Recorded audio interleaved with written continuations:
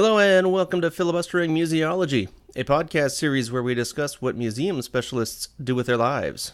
I am Rob Denning, lead faculty for the history programs at Southern New Hampshire University's College of Online and Continuing Education. Today, James Fennessy, the Associate Dean of Faculty for History at SNHU, Susie Chung, an adjunct instructor and academic team lead at SNHU, and I are talking to Deborah Ziska. Deborah is a lecturer for Johns Hopkins University. She's a member of the board of the International Council of Museums, or ICOM. She's also a member of the board for the Art Museum of the Americas, which is part of the Organization of American States. And she is the former Chief of Communications for the National Gallery of Art in Washington, D.C. In this episode, we will discuss Deborah's roles in each of those institutions, and we're going to talk about her participation in a variety of museum projects, especially throughout Latin America. What is your name and what do you do? My name is Deborah Ziska. I'm a native Washingtonian. I live in the nation's capital. And I am currently retired after 40-some years in public relations, the last 3 decades in the museum field. And I've been teaching for 10 years at Johns Hopkins University online. I am now teaching in my retirement 2 courses, which speak to the different aspects of my career, one of them in museums and one of them in international development. I'm also sit on the boards of 2 boards with the International Council of Museums and the Art Museum of the Americas at the Organization of American States. And Deborah, would you mind sharing a little bit more about your education background, just the different types of degrees that you pursued and how they helped you achieve your goals in the professional industry? Well, I started out as a studio art major at the Maryland Institute College of Art in my freshman year. I then transferred to the University of Maryland, where I tinkered around with several different majors, and I ended up in advertising design. But I also focused on art history, English literature, and radio, television, and filmmaking. I graduated in 1975, and I pretty much fell into a career in public relations around the Washington area because it answered all of the skills and things I enjoyed doing and what I learned in college. And so basically I have a Bachelor of Science. Over the years I have taken some graduate courses. I took some courses in telecommunications policy at George Washington. But other than that, my teaching is pretty much based on my career and my experience in museums. We'd love to hear more about your experiences at the National Gallery of Art. I was there for 27 years. I started out as a publicist in 1988.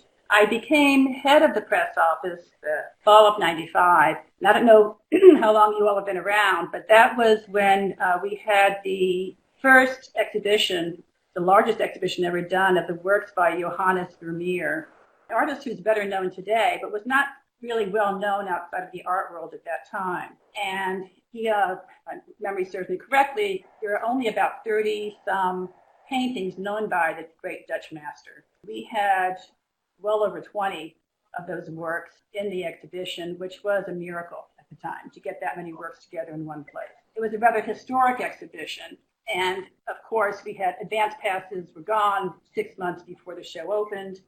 We opened to phenomenal reviews from all the major media. To see The Girl with the Pearl Earring, The View of Delft, to see all these great masterpieces in one place was something no one had ever expected to happen. But what happened a couple of weeks after we opened the show, the government shut down. 3 days later, there was a press conference on the lawn of the National Gallery of Art because we, of course, are a federally supported institution. And it was the Republican Congress. President Clinton was then in the White House, and they were having a press conference in front of the Johannes Vermeer sign outdoors and said the reason you can't see this exhibition that everybody's been dying to see is because the White House has shut down the National Gallery of Art. So basically, we were caught between the White House and Congress. Long story short, there were 2 shutdowns over several weeks in November and December. There were 2 blizzards. I became the acting head of the press office on the day that the government shut down. So in the course of that, by the end of the show, I was the head of the press office, let's say. We ended up opening the show during the second shutdown with private funds, with permission from the government to do that in the White House. We opened the gallery a couple days after Christmas with private funds, and people were lined up all around the West Building of the National Gallery, thousands of people. We had TV trucks up and down Constitution Avenue. And What happened was they could come in, they could see the show, they could buy a catalog, they could use the restroom, and they could leave. And that went on for a few days before we could reopen with public funds again. But that was such a major art event, kind of a cataclysmic art event. It showed how much people wanted access to their public institutions and wanted access to their parks, to their museums. So finally, Congress and the White House came to an agreement on the federal budget, and everything reopened. But it was a great moment for art museums in the United States. Could you also talk a little bit about your role with the International Council of Museums? I was very active in the American Alliance of Museums for many years. They housed the U.S. Committee of the International Council of Museums. We separated from the American Alliance of Museums because the International Council of Museums is actually a representative organization to UNESCO. We represent museums globally. ICOM is the only international organization of museums that represents all museums around the world to the United Nations. So we started our own national committee separately from the American Alliance of Museums about 10 years ago. And we started fresh with a membership. I think we're up to about 1,200 members now, perhaps a little more than that. I sit on the board. We are basically your passport to the world of museums. There are some 30 special committees for all museum specialties, all professions, that if you become a member of ICOM, you can join one of those committees. We have conferences going on every week somewhere around the world. Often there are many conferences being held in the United States. And I'm also a member of the board of the Marketing and Public Relations Committee of ICOM. And we are now planning our annual conference in Chicago this coming fall. Yes, right before the International Committee for Museology's conference in Tehran. So could you also speak a little bit about your Latin American Alliance project with the Organization of American States? Right. Earlier in my career, I worked in international development, mostly with women's organizations, and we did a lot of work throughout the Americas. So I have that background, and I'm also the eternal student of Spanish. I've been trying to learn Spanish for most of my life, off and on. So I travel a lot in the hemisphere. So as a member of ICOM, the U.S. Committee of ICOM, I've been very interested in how we can form stronger alliances within the Western Hemisphere, within the Americas. I think throughout history, there has been politically and in other ways, relationships with other countries, a separation between North America and South America, or the Northern Hemisphere and the Southern Hemisphere. And I feel that things have come a long way, and we are now in a period of time where we can, in the world of museums, there's a lot happening in Latin America, in the Caribbean, and it's no longer that the best examples are North America or South America. I think we can learn from each other. So what I've been doing is I'm developing a course for Johns Hopkins University called Museums of the Americas, Facing Challenges in the 21st Century. And basically inspired by the diverse cultures, the heritage of the Americas, I'm encouraging my students to think in new ways about the root causes of three issues: social and economic disparity, climate change and environmental degradation, and cultural identity and heritage destruction. And then we're exploring how museums throughout the Americas are responding to each of those issues in different ways. And there's a focus on community-oriented museums and the diverse specialties. And so that's what I found when I traveled to Colombia last fall. So there's a conference, the Art Alliance of the Americas and the Fundación TIPA of Argentina have been organizing biannual conferences. And the last one was held in Medellin, Colombia last November. I had also seen last year, 2017, I think, a piece on 60 Minutes about Medellin, Colombia. Of course, we all know about how Medellin was once one of the worst cities in the world in terms of crime and drugs and murder. There were two programs on 60 Minutes, and one of them was about how, alongside what the government was doing to mediate with the rebels and to bring them back into society, Medellin was also taking great strides. And there had been a group of great thinkers and people in Medellin who were trying to figure out how can we change this dynamic? How can we reimagine how people live in society? What can we do? People from science, people from literature, people from government, people from business have been meeting since the 90s to talk about this.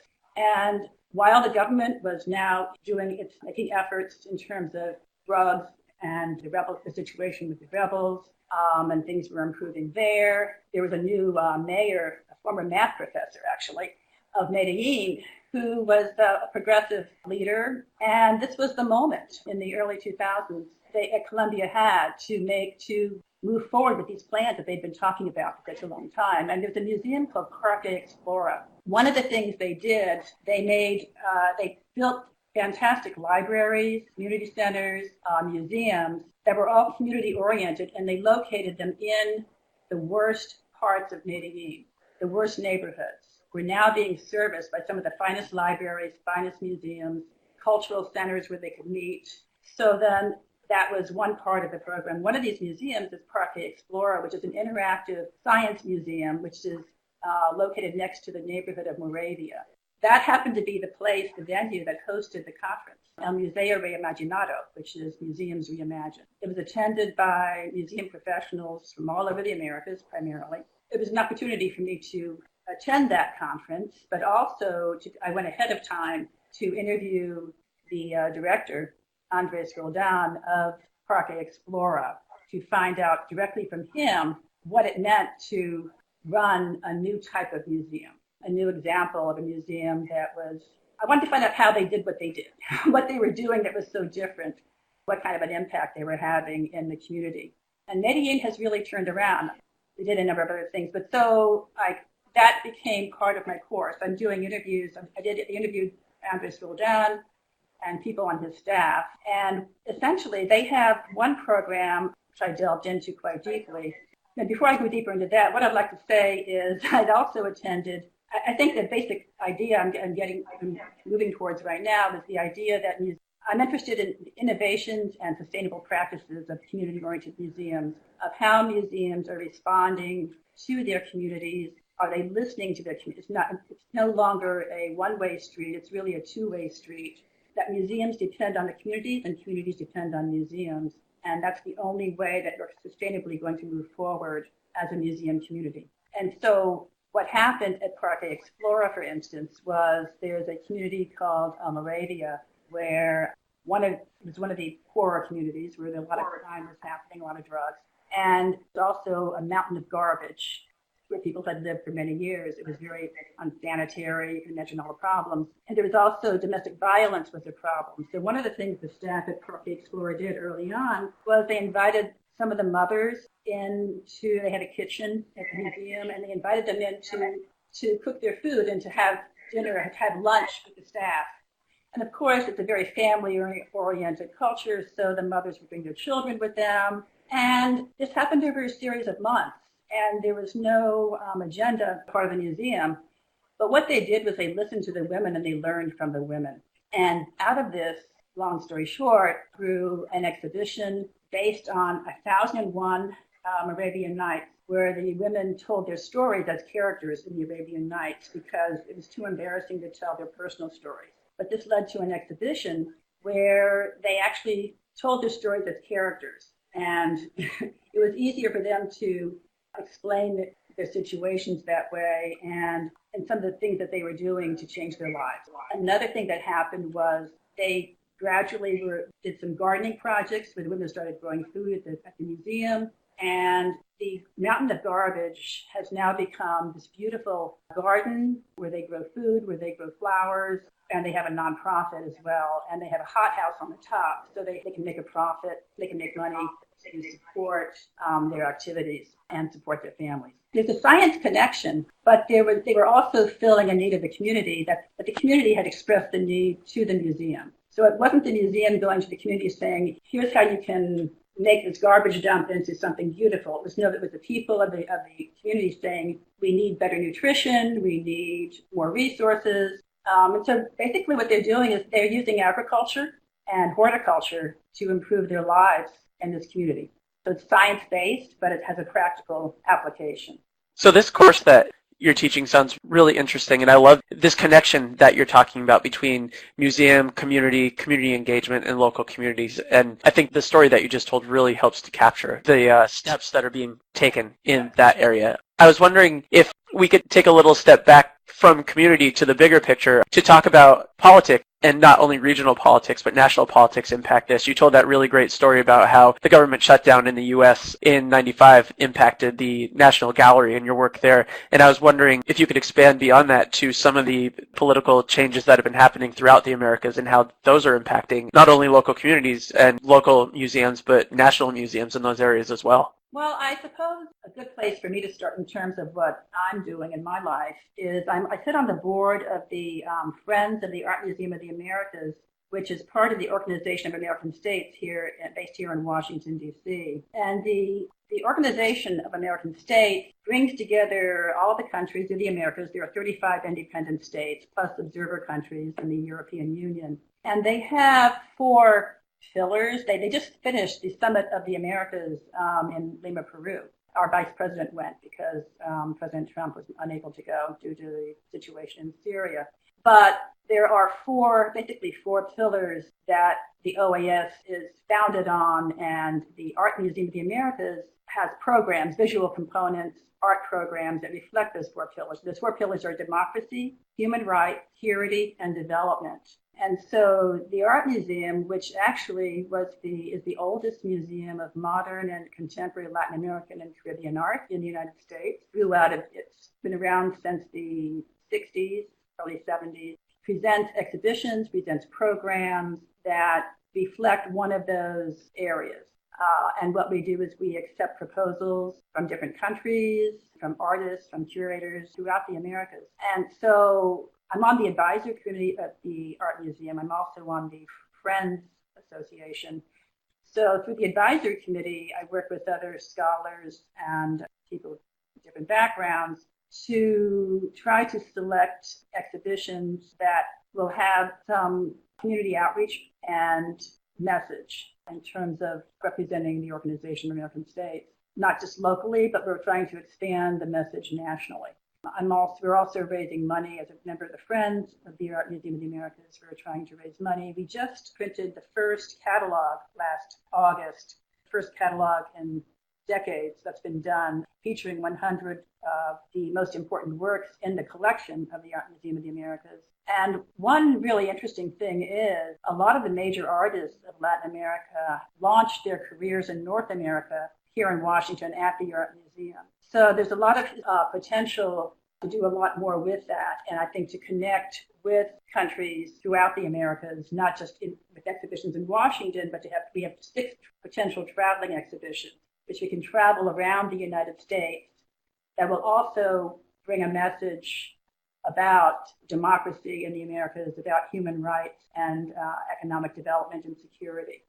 So that's one way that I am working with an organization that deals with politics, but deals with it in a more unifying way, not to divide, but to unite, which I think is also the purpose of the summit that they just convened last weekend in Lima. That's really interesting. And the story that you were telling about the redevelopment, or even maybe just the new development of museums in the rougher areas of Medellin, I wonder, do you think that that's going to be a trend going forward in other places around the world? I'm thinking about, I live in Columbus, Ohio, which obviously doesn't have the nefarious reputation of Medellin, but there is a big push recently to do major redevelopments to branch libraries in the poorer areas of town, and there's new museum centers starting to pop up in what would in earlier years would be considered rougher areas of town and all of that. And so I'm wondering, do you see that as kind of a trend that's happening worldwide that might lead, I can see obviously how it can lead to the revitalization of specific neighborhoods, but it seems like this has a lot of potential for revitalizing possibly entire cities, possibly entire countries. Do you see that that's happening kind of on a larger basis? Oh, absolutely. It's happening. Medellin is a great example, and the mayor of Medellin and representatives of Medellin are traveling to Mexico and other countries. They've even traveled to the United States to talk about their success and how museums and libraries and cultural centers and schools in the poorest neighborhoods are changing lives, are changing communities. And you can see it in Oaxaca, Mexico. I saw it happening in Rio de Janeiro in Brazil. And what's interesting is I think it's a different dynamic than what we've had before. I think sometimes we sit here in the United States and we think that we are the greatest, or we have all the answers, or we're ahead of the curve. Meanwhile, things are developing in the rest of the world, and we can learn a lot from what's been happening, for instance, in Colombia or in Mexico. There are also a number of examples in Africa, for instance, where communities themselves, in some cases, the best example I can think of that I've had a personal experience with is in Rio de Janeiro. You're familiar with the favelas, which are the poor communities of squatters that developed on the hillsides of Rio de Janeiro. Very poor areas, a lot of crime, very crime-ridden, drug-ridden. I was there for an ICOM, International Council of Museums worldwide triennial conference in 2013. After the conference was over, the ethnological committee, I joined them for a 2-day visit in the favelas. And the first favela that we visited was an example, and I'm sorry I can't remember the name, but I'll try to send you the website afterwards. And what happened there was the community themselves, I think in the beginning they did work with the foundation, but now they're on their own. And what they did was they invited artists of Brazil to their favela to tell the history of the people in the favela. And they painted murals on the walls and the sides of buildings as you went up through the favela. It was like walking through an outdoor art museum, telling the history, the backgrounds, where the people came from, what they've been through, and where they've come to now. And so it was like, if you wanted to visit the favela, you could not just walk in like a tourist. A member of the community is trained to take you on the tour. So they own it. They control the tourism in the favela. And so they kept saying, at the end of this tour, we're going to take you into our museum. And so we looked forward to that. So at the end of the tour, we went into their museum. Well, the museum, first floor was a Catholic chapel. And then as you went up, the second floor had a computer lab. And then there was an arts and crafts area. And then there was a small shop where they sold their crafts. On the top floor, there was a community space where the community could meet and have gatherings. And so I said, well, that's interesting. I said, how can you have a chapel in your museum? And they said, well, we needed support from the Catholic Church, and they gave us money if we could put a chapel in. And the chapel is an important part of our life. So to them, their museum was a combination of these murals on the walls in the streets of the favela telling their history, and a community center where they had a computer lab for children to learn how to work on computers, where they had arts and crafts classes, where they could have community gatherings, and where they worshiped. That to them was their museum. So it's run and managed by the community, and they have their own website, and they raise money. So that was my first association with that type of community museum, was 3 years ago. And then I heard about what was happening in Medellin, and since then I've been studying this topic. And there's a huge movement in Oaxaca, Mexico, where the communities themselves set up their own museums, and they work with what's unique about the community in terms of their history. Usually it has to do with cultural heritage. Often that's the point at which the community organizes. They want to tell the story of their community, of their group, of their own heritage, usually indigenous heritage, quite often, which of course is one of the classic issues that we all share from Canada down to Argentina, is a lack of recognition of indigenous cultures, a lack of understanding the history of European and indigenous cultures. Finally, I think indigenous peoples are finding many ways. We're hearing about bears' ears, for instance, in our own country out west. What we're talking about now is how communities of indigenous peoples are now able to claim their right to tell their own story. And often when they're doing this, they will build a museum, cultural center, a cultural community center, where they can meet and present their story and have their community activities. So that's basically a very kind of general way of talking about this, but I think it's a very interesting movement that's happening primarily in the Southern Hemisphere, but also with indigenous communities in our own country. So you spoke about the Brazilian favela project. Is this connected with the Mare Museum? It's to educate and politicize Mare's young people. And recently, Mario Franco, who is actually the product of one of the museum community projects, he was brought up in the favelas. Right. The Museum of Tomorrow, which is the English you're talking about, right? Mm-hmm. That's a very beautifully designed. I think it does relate to one of the favela communities. It kind of juts out. It's a peninsula that juts out from Rio over the water, and they have some very interactive. I think one of the features of that museum is not so much, but I would call it community. It's not a museum that was derived from the community, but it does serve and interact with the community. So there are many variations on the theme of community museums. I think I can't remember the name of the foundation that started Museum of Tomorrow, but they are very focused on serving the community and interacting with the community. And as a matter of fact, the same thing happened in Medellin. I believe that the favelas and the poor communities around the Museum of Tomorrow, Rio, have free admission. And they also get very involved they have participatory meetings with the staff of the museum, and they are able to have a voice in the exhibitions that are shown and some of the content that's presented at the museum. I believe they also perform there, so they have a very close relationship and they interact with the museum. An interesting thing about the museums I talked about in Medellin is there's also the aspect of sustainability, how do these museums sustain themselves, and they do have to charge admission. However, one thing they do in Medellin is that if you bring your gas bill or utility bill, there are certain neighborhoods that they know by their codes that they live in the poorer neighborhoods. And that's how, if you present this bill, your family gets in for free.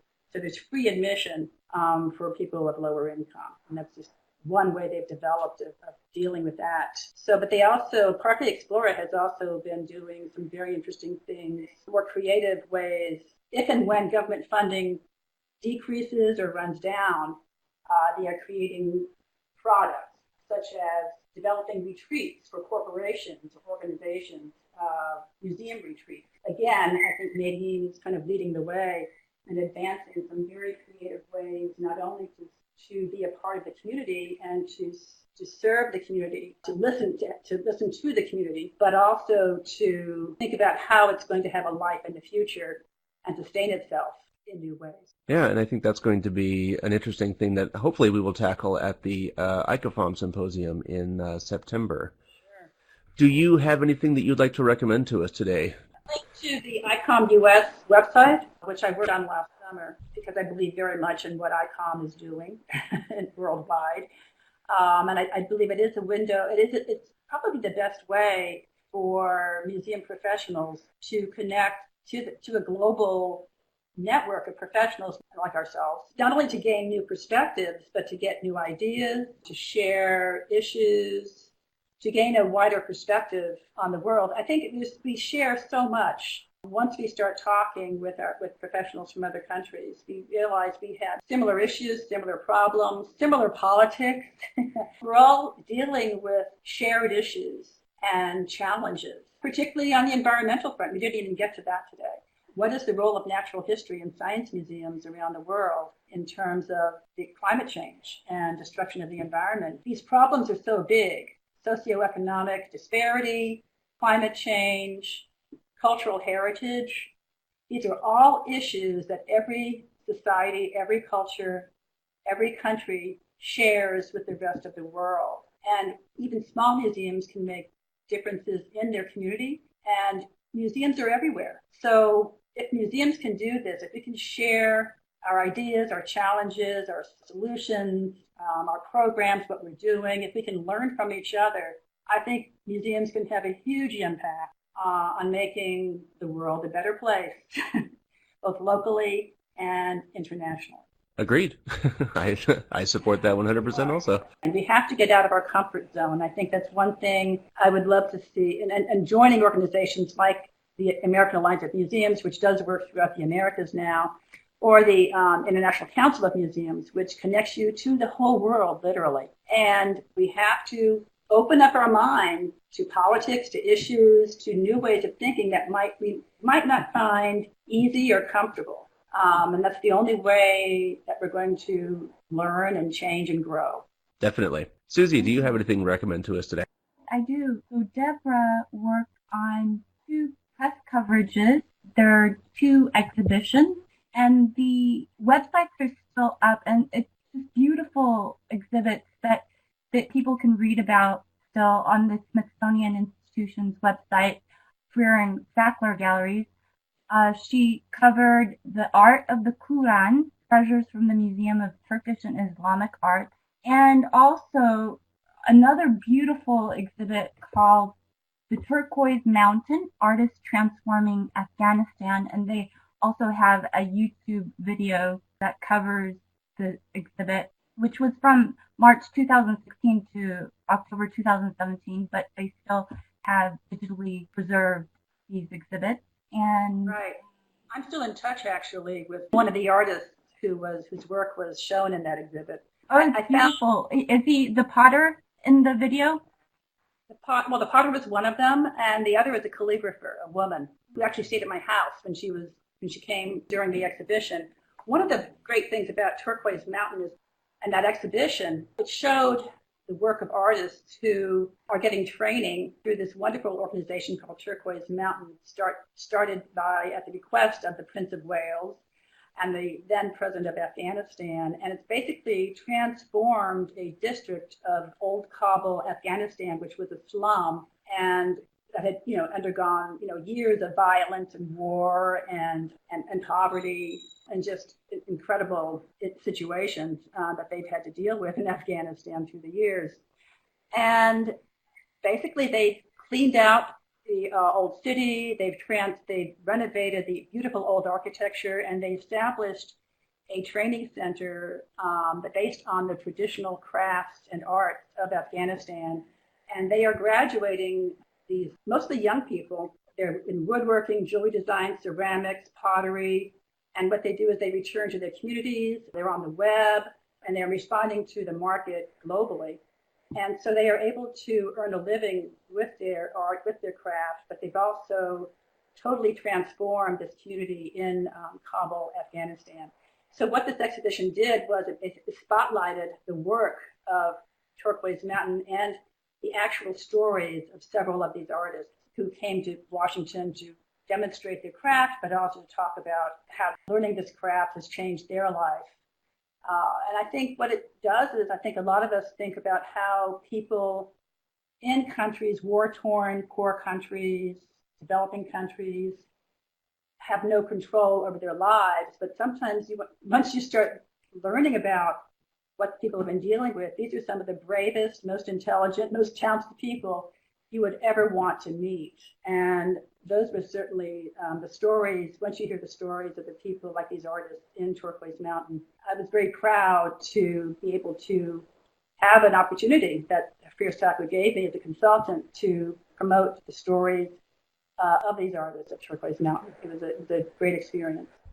James, do you have anything to recommend for us today? Sure. I haven't been there yet or seen the space, but on April 26th of 2018, the National Memorial for Peace and Justice will be opening in Montgomery, Alabama. There's been a lot of press about this recently. The memorial is built around the experience of racial terror and lynchings in the U.S. and makes some interesting and slightly controversial, or at least it's gaining a lot of conversation, connections between this history of racial terror and lynchings to modern incarcerations and racial issues that are currently in the news with police forces. So I'm really excited to get the opportunity to visit that memorial once it's open and I get a chance to make it to Montgomery. One of the really interesting parts of this memorial actually is that it sounds like there are 800 different steel structures that represent a lynching that has occurred in 800 different counties.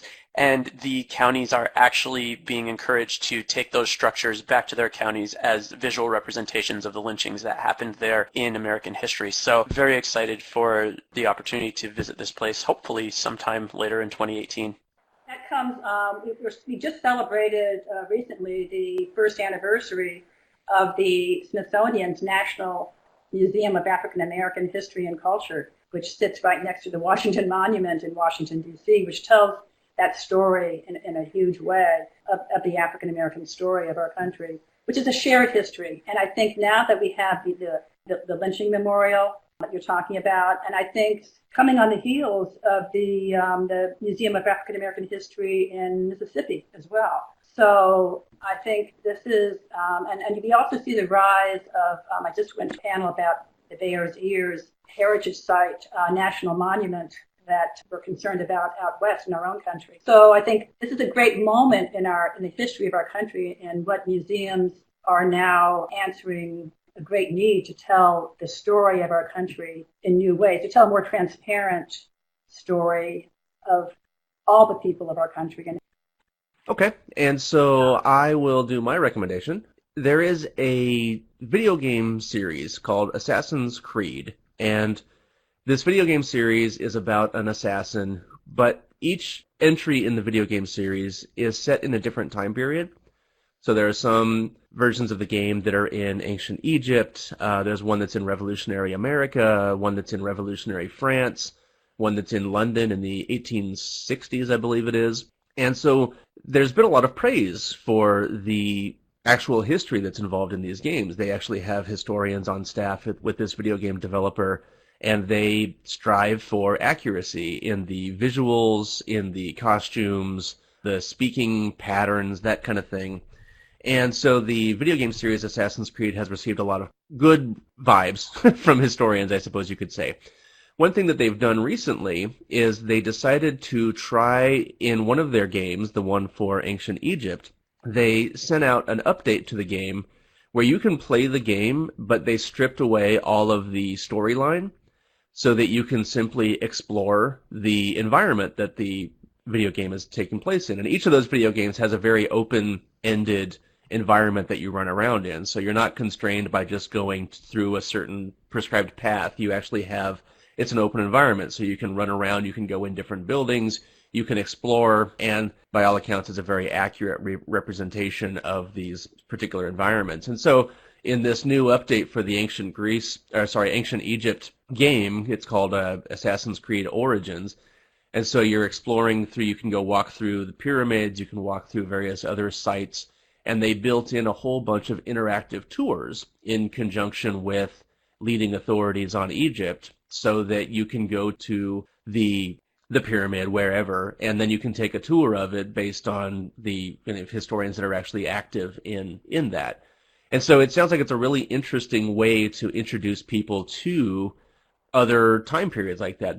And I haven't played this one yet, but the demos of it and the videos I've seen of it are actually really cool because you get to walk around this recreation of ancient Cairo and various different places in ancient Egypt and just walk around and just see what it looked like.